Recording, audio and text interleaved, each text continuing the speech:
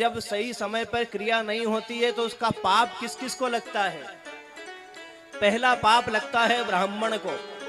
जो ब्राह्मण क्रिया और कर्म कराने के लिए आया है उसको पाप लगता है, लेकिन वो पाप से कब मुक्त हो जाता है? जब वो ये कह देता है कि अभी पितरों का समय नहीं हुआ है, आप जल्दी मत करो। लेकिन घर वाले जब मानते नहीं है तो वो ब्राह्मण पाप से मुक्त हो जाता है, फिर उसको पाप का अधिकार उसमें नहीं रहता है, वो पापी नहीं कहलाता है, पाप का प्रायश्चित भी नहीं करता।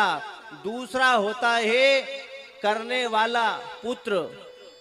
कौन होता है? पुत्र होता है। क्यों? यदि किसी की मां मरी, किसी का बाप मरा और उसने यदि कह दिया कि जिस प्रकार से पंडित जी विधान बताएंगे उसी प्रकार से मैं अपने माँ बाप के मरे हुए की क्रिया और कर्म उन्हीं के अनुसार जो समय बताएंगे उसी समय में करूंगा, तो पिता और माता के दोनों के ऋणों से पुत्र मुक्त हो जाता है, लेकिन वो भी समय पर नहीं। तीसरा पाप लगता है समाज को, जो खोपरा पाक और जलेबी खाने के चक्कर में इतनी जल्दी करते हैं जैसे इनका पूरा संसार लुटा जा रहा है।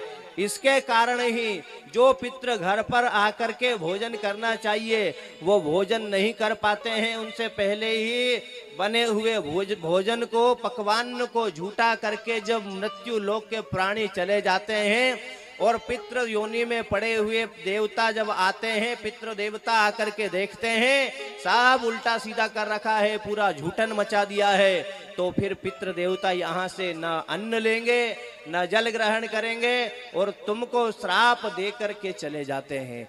जब जाकर के हमारे यहाँ पितृदोष उत्पन्न होता है। और पितृदोष नहीं होता, वो प्रेत दोष होता है। पितृ तो मरने के बाद कभी किसी को दुख देता ही नहीं है कि